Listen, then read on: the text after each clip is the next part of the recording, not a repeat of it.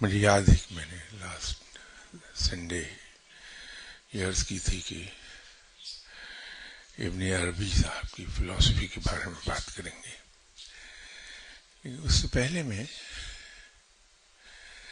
ایک ایسی چیز کی توجہ دلانا چاہ رہا ہوں آپ کی جہاں ہم اکثر غلطی کرتے رہتے ہیں۔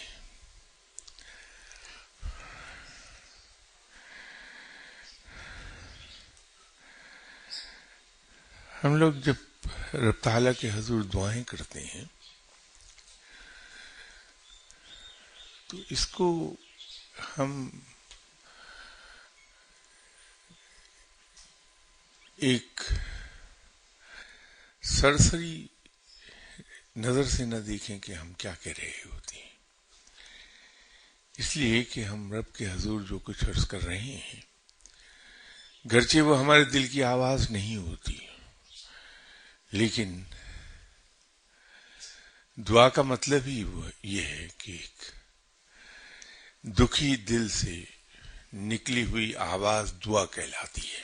دعا کی تعریف یہی ہے۔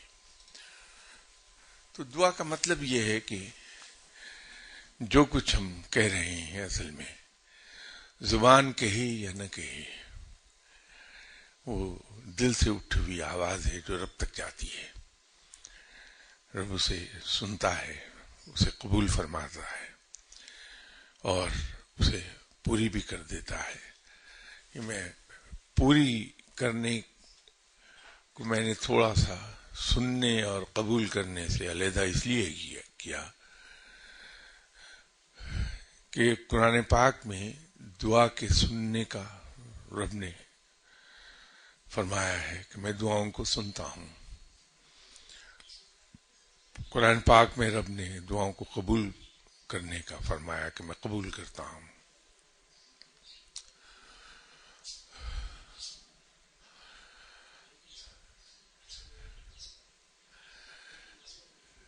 پوری ہونا اصل میں ایک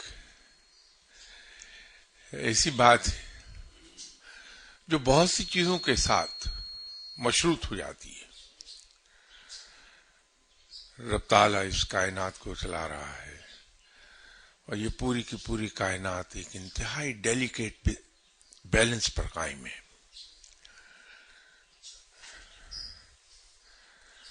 ایک ایسا توازن جو بڑا نازک سا ہے، اور پھر وہ رب العالمین ہے، اس نے تو کل کائنات کو پالنا ہے، کل کائنات کو چلانا ہے۔ رب تعالیٰ ہماری طرح ہیپ ہیزرڈ کام نہیں کرتا، اس کے کام تو بہت ہی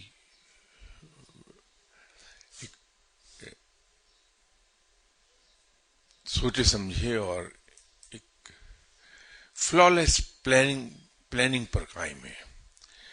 اس لیے کہ رب تعالیٰ مکمل ہے اور اس کے یہاں کوئی فلا نہیں ہے۔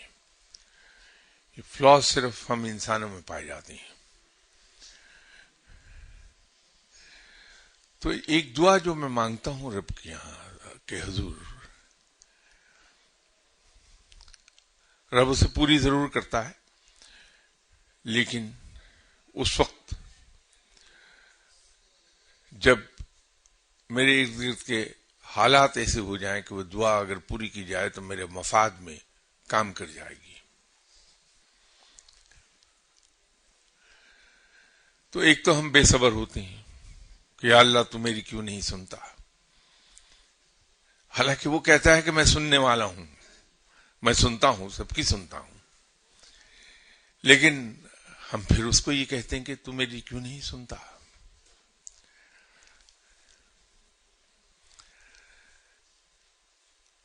ایک تو یہ ہے کہ جب ہم رب کے حضور دعا کرتے ہیں تو اگر ہمارے دل میں یہ یقین ہو کہ میرا رب دعا سننے والا ہے، دعا قبول کرنے والا ہے اور دعائیں پوری کرتا ہے، وہ آج تک کرتا آیا ہے، آئندہ بھی پوری کرے گا، تو اگر یہ یقین رہے دل میں تو ہم اس سے یہ شکوہ نہیں کریں گے کہ تو میری کیوں نہیں سنتا۔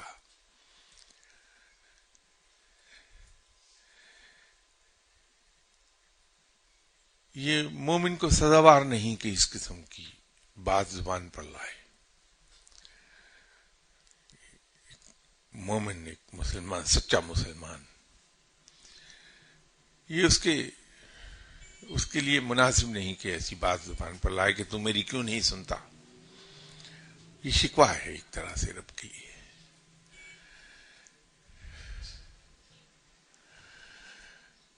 اور دوسرا جو بہت ہی تباہ کن قسم کی غلطی ہوتی ہے ہم سے، وہ یہ ہے کہ ہم اپنی عقل پر زیادہ بھروسہ کرتے ہیں. میری عقل یہ کہہ رہی ہے کہ اگر میری ٹرانسفر یہاں سے اسلام آباد ہو جائے تو میں بڑا اچھا ہو جاؤں گا.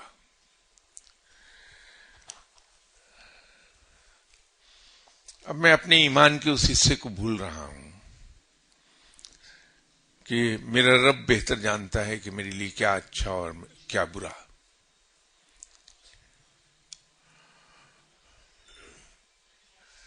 میں اس بات کو بھول رہا ہوں کہ میرا علم بھی ناقص ہے، نامکمل ہے، ناتمام ہے.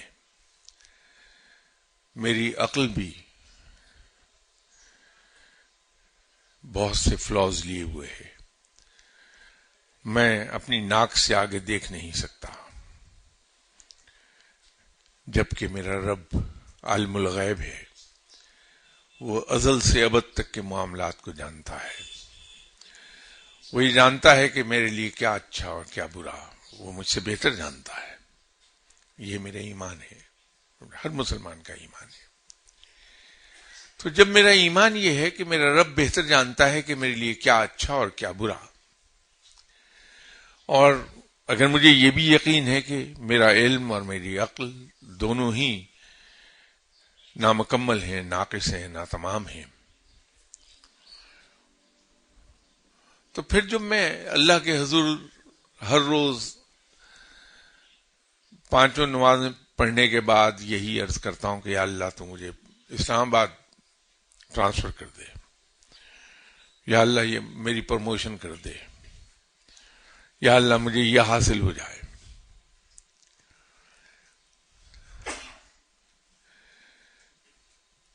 تو اب میں کر کیا رہا ہوں؟ وہ جو میں زبان سے اقرار کر رہا ہوں کہ میرا رب عالم الغیب ہے، وہ بہتر جانتا ہے کہ میرے لیے کیا اچھا کیا برا، یا وہ جو میں اسے یہ کہہ رہا ہوں کہ مجھے اسلام آباد ٹرانسفر کر دے. اگر میں اسی بات کو یوں اللہ کے حضور عرض کر دوں کہ یا باری تعالیٰ تو نے مجھے جو علم اور عقل عطا فرمائی ہے، اس کے مطابق میں یہ سوچتا ہوں کہ شاید اسلام آباد جانا میرے لیے بہتر ہو، لیکن تو بہرحال بہتر جانتا ہے، تجھے علم ہے کہ میرے لیے کیا اچھا کیا برا. اگر اسلام آباد جانا میرے لیے بہتر ہے تو میری پوسٹنگ وہاں کر دے. اب میں نے رب پر چھوڑ دی بات. تو رب جو کچھ عطا فرمائے گا یقین کیجئے کہ وہ اس سے کہیں بہتر ہوگا جو میں اس سے مانگ رہا ہوں.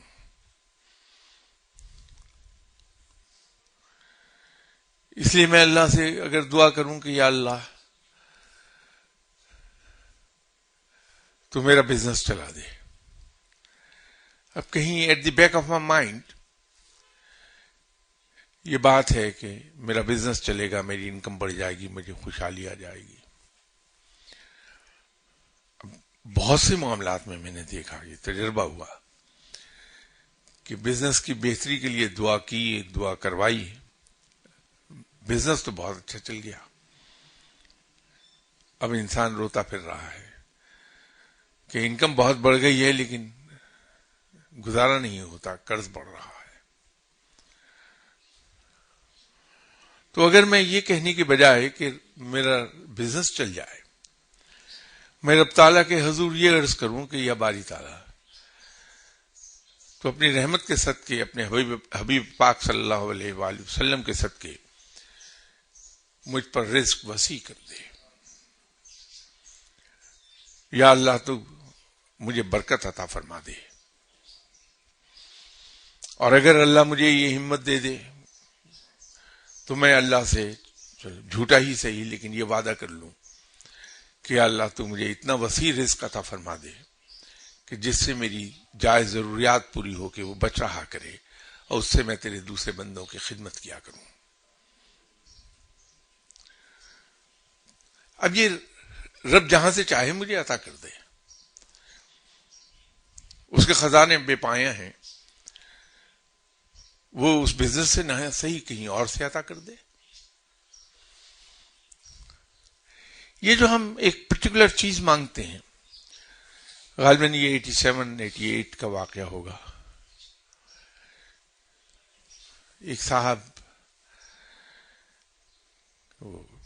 یہ شاید اس سے ذرا پہلے کی بات ہے، وہ بستامی روڈ سمن آباد میں رہتے تھے، تو ان کی خواہش یہ تھی کہ کار مل جائے انہیں۔ تو جو کوئی راہ گلی میں انہیں مل گیا، میرے لیے اللہ سے دعا کریں اللہ مجھے کار عطا کر دے۔ خود بھی ہر وقت اللہ سے کار مانگتے رہتے تھے۔ تو میں نے ایک دو بار ان سے عرض کی کہ حضور آپ کی خواہش بالکل فطری ہے، اس میں شک نہیں، لیکن دعا کرتے ہوئے اور دعا کرواتے ہوئے آپ کو ایک زمانہ گزر گیا ہے، دعا قبول نہیں ہو رہی، تو کہیں ایسا تو نہیں کہ کار کا ملنا آپ کے مفاد میں نہ ہو۔ اب انہوں نے وہ غلطی کی جو مجھ جیسا کمزور انسان کرتا ہے، اگر شاہ صاحب چھوڑیے، نہیں ہے میرے حق میں کوئی بات نہیں، میں خواہش تو پوری کر لوں، بس کار مل جانی چاہیے۔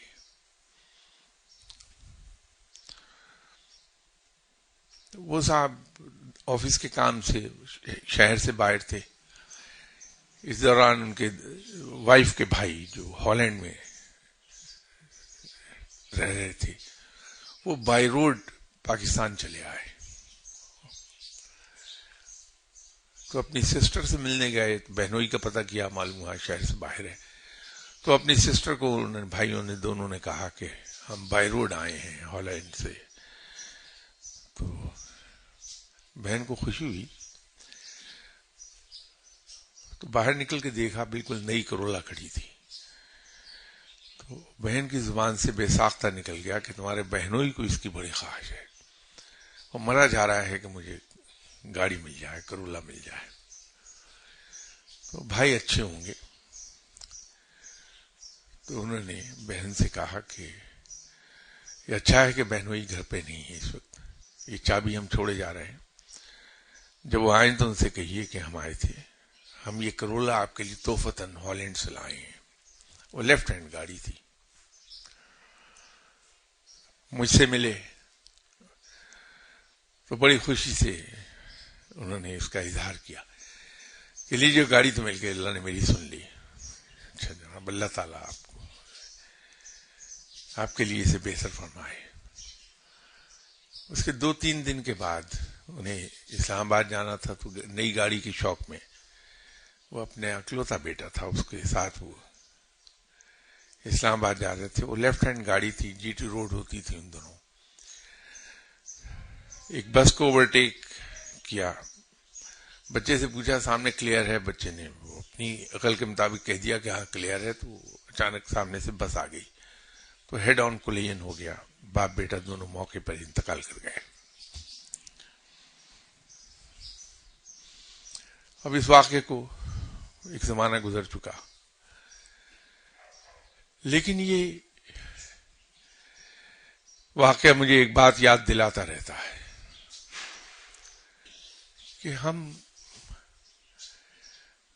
رب سے اتنی قطعیت کے ساتھ انڈیفینٹ ٹرمز میں اسپیسیفک کام کی دعا اگر نہ مانگیں اور اس کو رب کی ثوابدید پر چھوڑیں کہ اگر تو مناسب سمجھتا ہے، تو بہتر جانتا ہے کہ یہ میرے لیے اچھا ہے یا برا، اگر تو یہ سمجھتا ہے کہ یہ میرے لیے بہتر ہے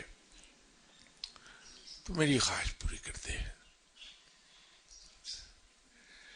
اب جب ہم اللہ کے حضور فیصلہ چھوڑیں گے تو جو فیصلہ وہاں سے آئے گا وہ ہمارے حق میں یقینی طور پر بہت بہتر ہوگا.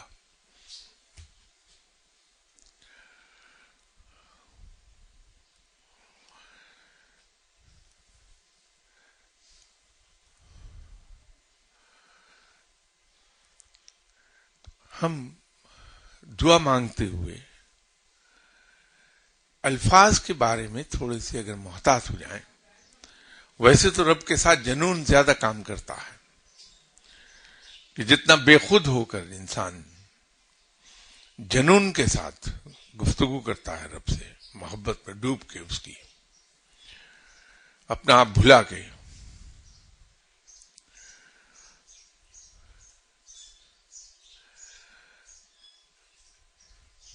رب اتنا ہی خوش ہوتا ہے اس بات سے. اس سے مان سے مانگا جائے، الفاظ کو وہ نہیں دیکھتا، وہ اس مان کو دیکھتا ہے جو دل میں ہے بندے کی. یہ مان کہ میرا رب سب سے بڑا ہے، میرا رب بڑا دیالو ہے، میرا رب مجھے انکار کر ہی نہیں سکتا، اس لیے کوئی اتنا مہربان ہے کہ انکار اس کے یہاں ہے نہیں. تو جب یہ یقین ہے، یہ مان ہے، اس مان کے ساتھ انسان اللہ سے کچھ مانگتا ہے تو وہ عطا فرما دیتا ہے. لیکن ہم اس کو ثوابدید پر چھوڑ دیں. اللہ کی رزق وہ جہاں سے چاہے ہمیں عطا کر دے. ہم یہ کیوں کہیں کہ یا اللہ میری تنخواہ بڑھا دے، میری ترقی کر دے، میرا کاروبار چلا دے. یہ کیوں نہ کہیں کہ یا اللہ مجھ پر تو رزق وسیع فرما دے. اگر ہم اپنی ارننگز میں دوسروں کو حصے دار کر لیں، اپنے دسترخوان کو وسیع کر لیں کہ اس پر ہمیشہ 2-4 لوگ مہمان ہوں، کھانا کھائیں، تو یہ چیز خود ہمارے حق میں بہتر ہوگی، اس لیے کہ رب تعالیٰ اس سے راضی ہوتا ہے.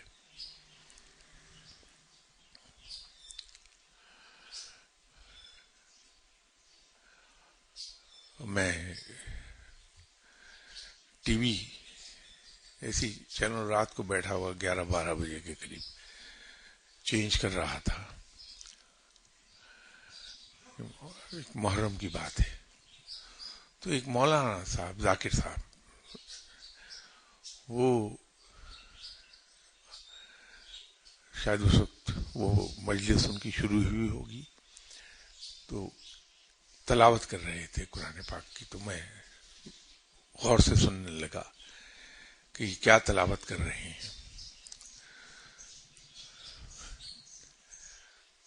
تو تلاوت کرنے کے بعد جب انہوں نے ان آیات کا ترجمہ بیان کیا تو مجھے بڑا اپنے آپ پر افسوس ہوا کہ سینکڑوں مرتبہ یہ آیات میں نے پڑھی ہوں گی، اگر ہزاروں نہیں تو سینکڑوں بار تو پڑھی لی ہوں گی، لیکن کبھی ان آیات کا صحیح مفہوم مجھ پر واضح نہیں ہوا. یا یوں کہیے کہ میں نے تکلیف ہی گوارا نہیں کی کہ میں یہ سوچ لیتا کہ یہ آیات کیا کہہ رہی ہیں مجھے. تو ان مولانا نے یا ذاکر صاحب جو بھی کہیں آپ، انہوں نے ترجمہ اس کا جب سنایا بڑا چونکا دینے والا تھا. وہ لوگ جو اپنی خواہش ہونے کے باوجود اپنا کھانا دوسروں کو کھلا دیتے ہیں، ان کے لیے اللہ کے یہاں بہت بڑا اجر ہے. اللہ تعالیٰ ان کے لیے جنت میں ایک حوض قائم کر دے گا جس سے وہ پیاس بجھائیں گے.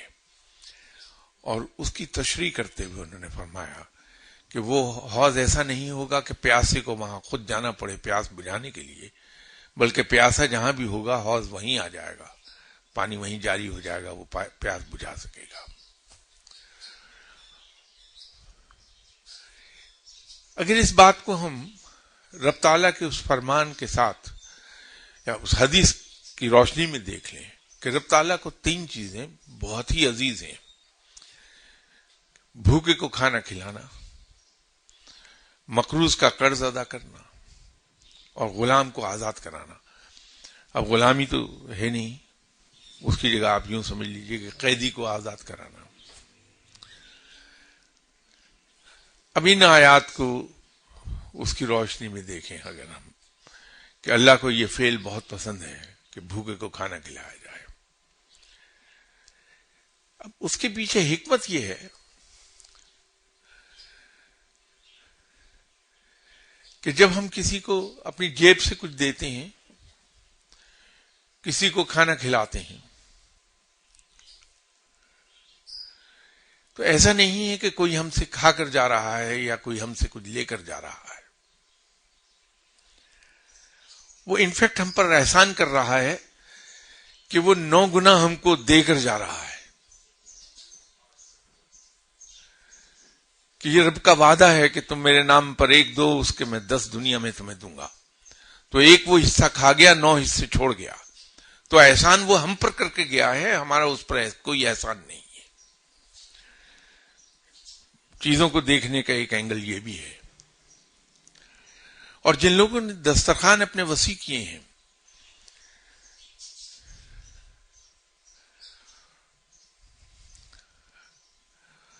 ان کے لیے دنیا میں کبھی رزق کم نہیں ہوا۔ اللہ برکت بے پناہ دیتا چلا جاتا ہے۔ اور یہ ضروری نہیں کہ میرے پاس وافر ہو تو میں دوسروں کو کھانا کھلاؤں۔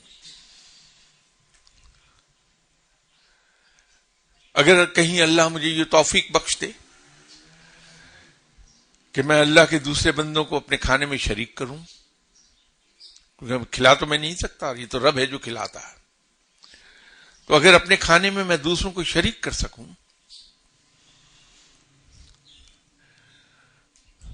اور اگر میرے پاس کھانا میری بھوک کے لیے بھی کافی نہیں ہے، تو میں کم سے کم اپنی بھوک تقسیم کر سکتا ہوں دوسروں کے ساتھ۔ کہ اگر مجھے بھوک 2 روٹی کی ہے اور مجھے 1 روٹی میسر آئی ہے، اور اس روٹی کو میں نے 4 آدمیوں میں تقسیم کر لیا، تو میں نے بھوک تقسیم کر لی اپنی دوسروں کے ساتھ۔ تو یہ رب کو یہ فعل تو بہت ہی زیادہ پسند آئے گا۔ یہ وہ جو قرآن کی آیات کا ترجمہ میں آپ سے عرض کر رہا تھا، یہ وہ ہے۔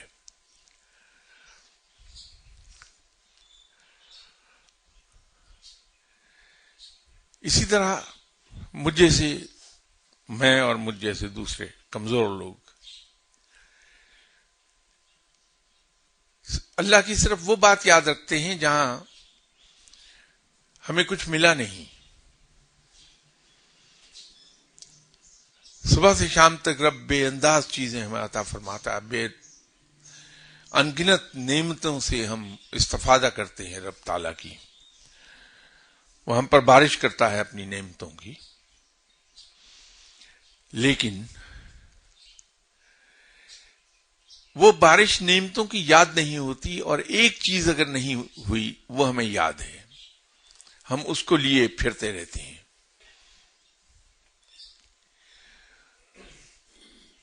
اور ایک اور بہت عجیب و غریب چیز ہے،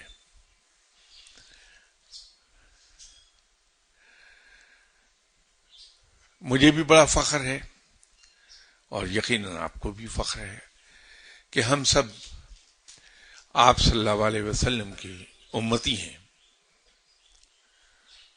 یہ بہت فخر کی بات ہے کہ ہم جناب آپ صلی اللہ علیہ وسلم کی امت ہیں، اور ہمیں یہ بھی دعویٰ ہے کہ ہم آپ صلی اللہ علیہ وسلم سے بہت پیار کرتے ہیں۔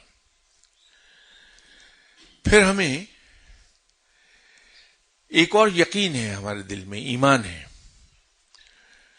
کہ آپ صلی اللہ علیہ وسلم کا کوئی فعل مصلحت سے خالی نہیں ہے۔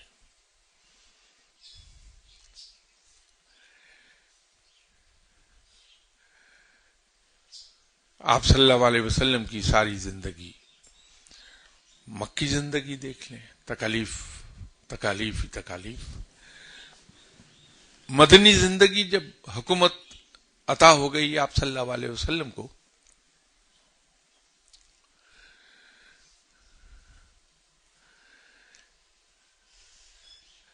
تو بھی آپ صلی اللہ علیہ وسلم کی زندگی مساکین کی سی زندگی تھی، اور آپ صلی اللہ علیہ وسلم نے یہ دعا اکثر فرمائی ہے کہ یا اللہ قیامت کے روز تو مجھے مساکین کے ساتھ اٹھانا۔ زندگی ساری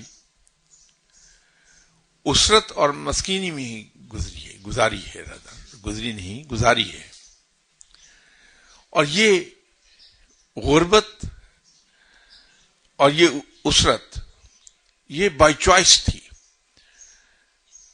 آپ صلی اللہ علیہ وسلم نے خود ایک بار فرمایا کہ اگر میں چاہوں تو یہ کوہ احد پورے کا پورا سونے کا ہو جائے، اور اس میں کوئی شک بھی نہیں ہے کہ اگر ہم آپ صلی اللہ علیہ وسلم کی حیات طیبہ پر نظر ڈالیں تو صاف پتہ چلتا ہے کہ دل میں ایک خواہش بیدار ہونے کی دیر تھی کہ وہ واقعی پورے کا پورا سونے کا ہو جاتا۔ لیکن آپ نے اپنی خوشی سے چوز کیا غربت کی زندگی کو۔ ہم آپ صلی اللہ علیہ وسلم کے امتی ہیں، لیکن ہمیں سب سے زیادہ خوف غربت سے آتا ہے، مسکینیت کی زندگی سے خوف آتا ہے۔ یہ عجیب سی چیز ہے۔ میں بھی خوف زدہ ہوں، میری طرح کے اور کمزور لوگ بھی خوف زدہ ہیں اس بات سے۔ سارے ہی پیغمبروں نے ایسی زندگی گزاری ہے، اولیاء کرام اکثر و بیشتر ایسی ہی زندگی گزارتے ہیں، لیکن ہم خوفزدہ رہتے ہیں تو اس بات سے کہ یہ غربت ہمیں کہیں گھیر نہ لے۔ بات یہ ہے، یہ قصہ ہے عین الیقین کا۔ تین چیزیں ہیں، علم الیقین، حق الیقین اور عین الیقین۔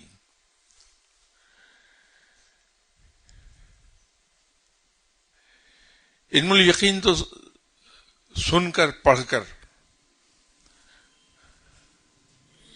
حاصل ہو جائے گا، لیکن جو عین الیقین ہے یہ سوائے اپنی آنکھوں سے دیکھے کہ پیدا ہوتا ہی نہیں ہے۔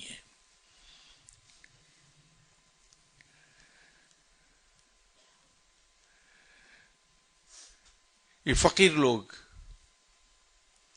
سب کچھ ہوتے ہوئے بھی بڑی مسکینی کی زندگی گزارتے ہیں۔ آپ ان کو کچھ کہہ دیجئے، برا بھلا کہہ دیجئے، جوتا دے ماریے، الزام لگا دیجئے، بیٹھے مسکرا رہے ہیں۔ سنت بھی ہے، اور دوسرے وہ یہ جانتے ہیں کہ اس کا اجر اللہ کے حضور کیا ہے۔ ان کے لیے یہ دنیا قید خانہ ہے، اور کسی قید خانے میں، جیل میں کوئی انسان اپنی خوشی سے نہیں رہتا۔ وہ دن گنتا ہے کہ اس جیل سے میں کب آزاد ہوں گا۔ تو فقیر لوگوں کو تو اپنے دوست کے دیدار کا انتظار ہوتا ہے، اور وہ اسی انتظار میں زندگی گزار رہے ہوتے ہیں کہ ہماری اپنے دوست سے ملاقات کب ہوگی، ہم اس کو کب دیکھیں گے، اسی انتظار میں رہتے ہیں۔ اور چونکہ ان کو انتظار ہوتا ہے ہر گھڑی کے شاید اب بھی اس جیل خانے سے آزاد ہو جائیں، اب بھی ہم جیل خانے سے آزاد ہو جائیں، تو وہ اس دنیا کے ساتھ دل لگاتے ہی نہیں ہیں۔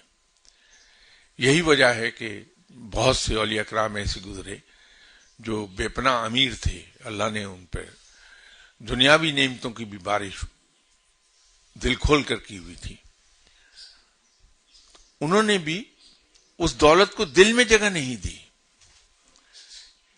اس دنیا سے پیار نہیں کیا،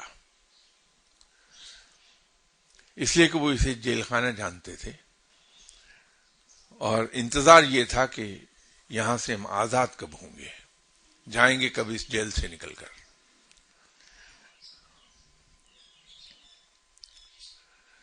ایک ٹرم اور ہم یوز کرتے ہیں، فنا فی اللہ۔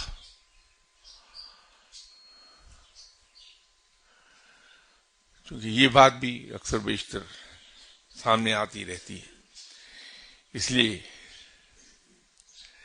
اس کا ذکر کر رہا ہوں۔ ایک چیز ہمیں یاد رکھنی چاہیے کہ خالق اور مخلوق کا فرق کبھی کم نہیں ہوتا، دونوں اپنی اپنی حیثیتیں قائم رکھتے ہیں۔ خالق بھی، اس کی حیثیت بھی قائم رہتی ہے بطور خالق، اور مخلوق کی حیثیت بھی بطور مخلوق قائم رہتی ہے۔ تو جس شخص نے اپنے آپ کو رب کی محبت میں مٹا ڈالا، رب کی محبت میں ختم کر دیا، اپنے مرشد کی محبت میں اپنے آپ کو ختم کر دیا، رسول صلی اللہ علیہ وسلم کی محبت میں اپنے آپ کو ختم کر دیا۔ ختم کر دینے سے مراد مارنا نہیں ہے بلکہ مٹانا ہے۔ رب ہی رہے گا کہ وہ خالق ہے۔ آپ صلی اللہ علیہ وسلم کا مقام اپنی جگہ رہے گا کہ وہ محبوب الہی ہیں صلی اللہ علیہ وسلم، وہ رب کے محبوب ہیں، اور مرشد کا مقام اپنی جگہ یوں رہتا ہے کہ وہ علم میں مجھ سے بہتر ہے۔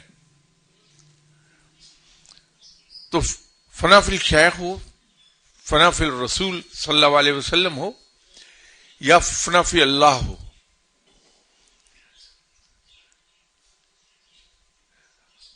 ہم کہتے ہیں محاورتن کہ وہ یکجائی کے مقام پر چلا گیا، میں بھی یہی کہتا ہوں، وہ دوئی سے یکجائی کے مقام پر گیا۔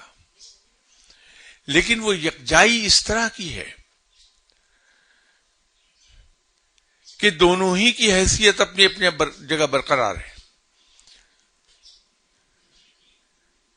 کیونکہ خالق کبھی مخلوق میں مرج نہیں ہوتا، کبھی مخلوق خالق میں مرج نہیں ہو پائے گی، تو دونوں کی حیثیتیں قائم رہیں گی اپنی اپنی جگہ۔ رب کا وہ پریروگیٹو کہ وہ جس دعا کو چاہے سن لے، قبول کر لے، جس دعا کو چاہے رد کر دے، جس کو چاہے وہ بخش دے، جس کو چاہے وہ سزا دے دے۔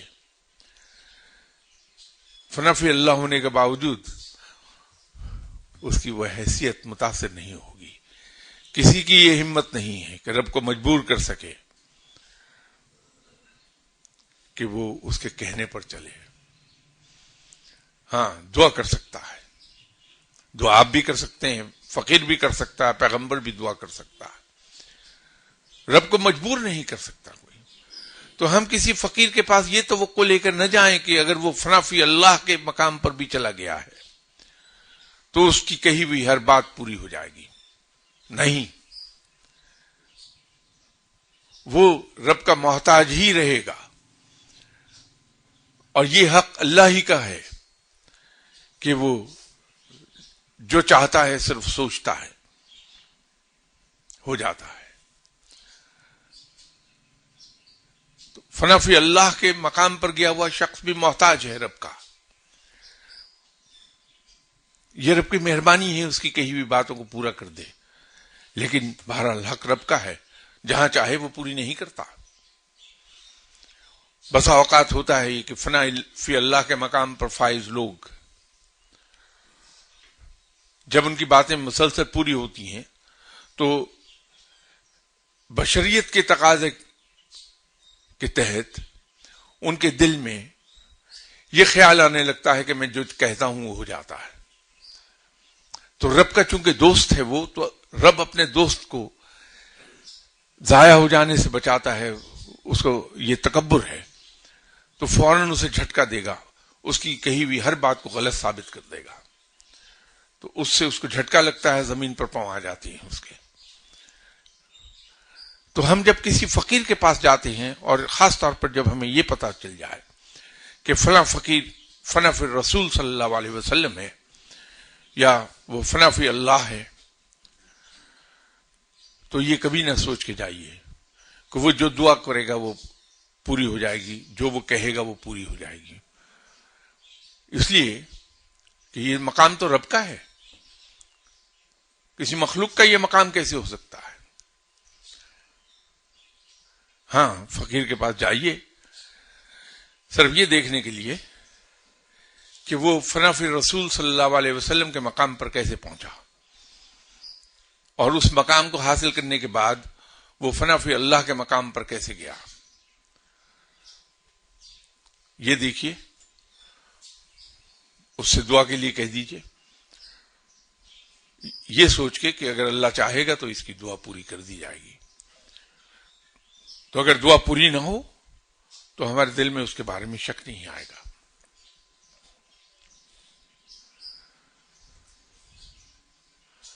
اور آخر میں ایک آپ کی خدمت میں گزارش کرنا چاہ رہا ہوں، اسلام میں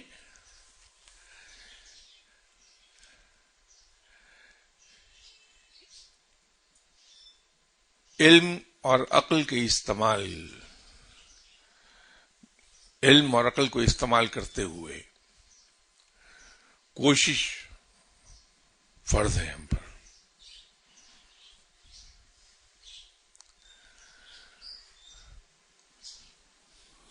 اور ایک ڈیلیکیٹ بیلنس ہے، تلوار کی دھار پر چلتا ہے مسلمان، کہ نہ تو وہ اپنی کوششوں پر یقین کرتا ہے، اعتماد رکھتا ہے، نہ بھروسہ کرتا ہے، نہ وہ بے عمل رہتا ہے۔ رب تعالیٰ کو سست اور کاہل لوگ پسند نہیں ہیں، بے عمل لوگ پسند نہیں ہیں، وہ ان لوگوں کو پسند کرتا ہے جو مجاہدوں کی طرح عمل پر کمر بستہ رہتے ہیں ہر وقت۔ وہ ان لوگوں کو پسند کرتا ہے جو پوری تندہی سے، پوری قوت کے ساتھ محنت کرتے ہیں۔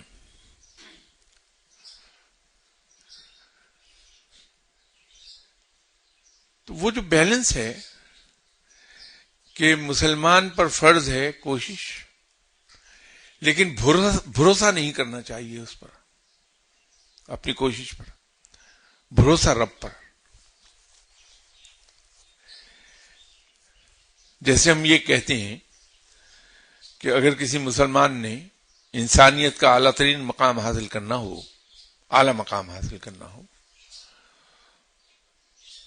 تو پھر اسے ایک موٹو،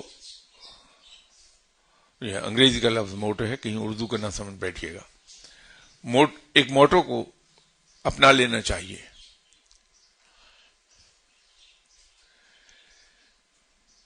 کہ مسلمان اس طرح سے زندہ رہتا ہے کہ وہ عبادت رب کے لیے کرتا ہے اور زندہ دوسروں کے لیے رہتا ہے۔ مسلمان کی اپنی ذات کوئی معنی نہیں رکھتی اس کے لیے، وہ اللہ کی مخلوق کے لیے زندہ رہتا ہے، ہر طریقے سے خلق خدا کی خدمت کرنے کی کوشش کرتا ہے۔ اسی طرح اگر یہ موٹو بھی ہم اپنا لیں کہ کوشش ہم پر فرض ہے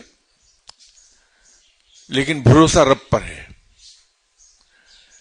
تو ہر کوشش کے بعد اگر ہم دعا کر لیں کہ یا اللہ، جو ہم میں ہمت تھی، جو تو نے علم اور عقل، ہمیں فہم و فراست جو ہمیں عطا فرمائی تھی، اس سے ہم نے اپنی عقل کے مطابق، اپنی سمجھ کے مطابق بھرپور کام لے کے یہ کوشش کر لی ہے، جو یقیناً ناقص ہوگی، تو اپنی رحمت کے صدقے اس کوشش کو قبول فرما لے اور اس کا بہترین اجر عطا فرما، اس لیے کہ اجر من جانب اللہ ہے۔ یہ صحیح رویہ ہے ایک مسلمان کا۔ جب ہم کوشش کو ہم سیکنڈری حیثیت دے دیتے ہیں اور دعا پر بھروسہ کرنے لگتے ہیں کہ دعائیں کیے جاؤ، اپنا کام ہوتا جائے گا، تو ہم اس سے ہٹ رہے ہیں، اپنے فرض سے کوتاہی کر رہے ہیں، اس سے منہ موڑ رہے ہیں۔ اسی کو علامہ اقبال نے بے عملی کی راہ کہا تھا۔ تو چھوٹے چھوٹے بچے جن کو ہم ایسی جگہوں پر لے جاتے ہیں جہاں ہم دعا کے لیے جا رہے ہیں، ہم ظلم کر رہے ہیں نئی نسل پر کہ وہ بے عملی کی راہ دیکھ لے گی. خدا کے لیے اپنی نئی نسل کو یہ راہ نہ دکھائیے کہ چادر اوڑھ کے سوتے رہیں، صرف دعا کر لیں کہ اللہ کامیابی عطا فرما دے. قانون فطرت تو یہ ہے، اور اس کو قرآن میں بھی رب نے بیان فرما دیا کہ ہر انسان کو وہی کچھ ملتا ہے جس کے لیے وہ کوشش کرتا ہے. معجزہ اور کرامت اسی کو کہتے ہیں جو خلاف عادت کوئی کام سرزد ہو جائے. لیکن یہ ہمیں یاد رکھنا چاہیے کہ معجزات اور کرامات ایکسیپشنل ہیں، روز نہیں ہوتی ہیں. تو ہم ایکسیپشنز کے پیچھے بھاگنے کی بجائے قانون فطرت کے پیچھے جائیں، محنت بھرپور کریں، اور اس کے بعد رب تعالیٰ کے حضور دعا کریں کہ رب تعالیٰ اس کا ہمیں بہترین اجر عطا فرما دے اپنی رحمت کے صدقے، اپنے حبیب پاک صلی اللہ علیہ وسلم کے صدقے. یہ صحیح عمل ہوگا. تو بچوں کے سامنے بھی ہم یہی کچھ رکھیں تاکہ وہ بے عملی کی طرف نہ جانے پائیں. محمد ابن عربی، ان کا پورا نام اصل میں غلام محی الدین محمد ابن عربی ہے. یہ ان کے اگر افکار ہم پڑھیں، ان کی تھیوریز کو اگر ہم دیکھیں اور اس پہ اگر ہم غور کریں،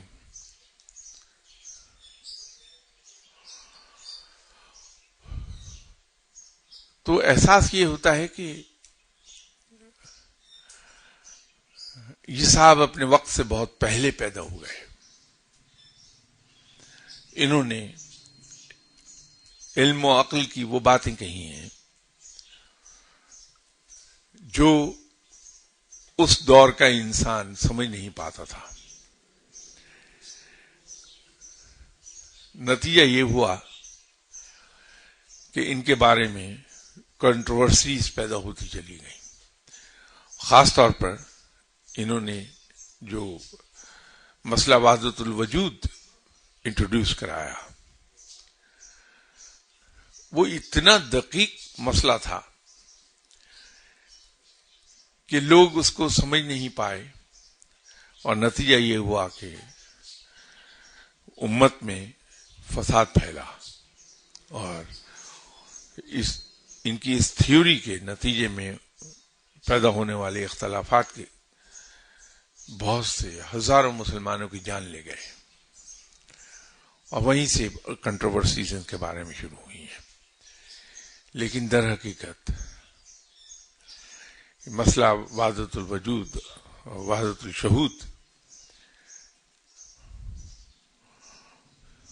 اگر اس کو ہم باریکی سے دیکھیں، اس کا ایک حصہ، ایک تھوڑا سا، میں نے ابھی فنا فی اللہ اور فنا فی الرسول، فنا فی الشیخ، وہ میں نے اسی کے بتایا. اس میں جو میں عرض کر رہا تھا کہ خالق اور مخلوق یکجائی کے مقام پر بھی اپنی اپنی حیثیت میں رہتے ہیں. یہ الفاظ سے غلط نہ سمجھے گا، اپنی اپنی حیثیت سے مراد یہ ہے کہ خالق خالق رہتا ہے، مخلوق مخلوق رہتی ہے. یہ اسی وحدت الوجود کے سلسلے میں یہ میں اس پہ ڈیٹیل سے ہم بات کریں گے انشاءاللہ. یہ بات محمد ابن عربی رحمۃ اللہ علیہ صاحب کے بارے میں ہوتی رہے گی. تو یہ جو میں عرض کر رہا تھا کہ بالکل یہ ایسا ہی ہے کہ رب تعالیٰ کی صفات ہیں. وہ رحیم ہے، کریم ہے، وہ غنی ہے، وہ غفور ہے، وہ عدل کرنے والا ہے. اب ان صفات کا ایک ہلکا سا عکس انسانوں میں بھی پایا جاتا ہے، لیکن وہ اصل کا عکس ہے، اصل نہیں ہے. اصل صرف رب میں ہے. تو عکس اور اصل کبھی ایک برابر نہیں ہوتے، یہ یاد رکھیے گا. نقل اور اصل دونوں مختلف رہتے ہیں. تو یہ وحدت الوجود اور وحدت الشہود کا مسئلہ بھی یہی ہے کہ اس کی قدرت کو تو ہم ہر جگہ دیکھتے ہیں، ہر چیز وہیں سے ہے، ہر چیز اسی سے ہے، ہر چیز من جانب اللہ ہی ہے، لیکن پھر بھی وہ مخلوق ہے، پھر بھی وہ رب کی مرضی کی محتاج ہے.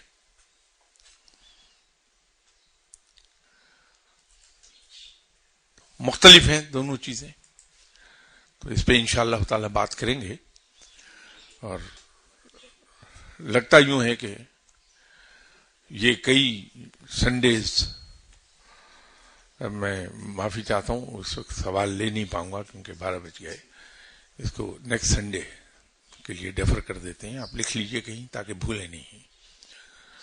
تو نیکسٹ سنڈے انشاءاللہ تعالی اس پہ بات کریں گے. اس وقت تک کے لیے اجازت دیجیے. انشاءاللہ اگلی اتوار بشرط زندگی آپ سے ملاقات ہوتی ہے. السلام علیکم.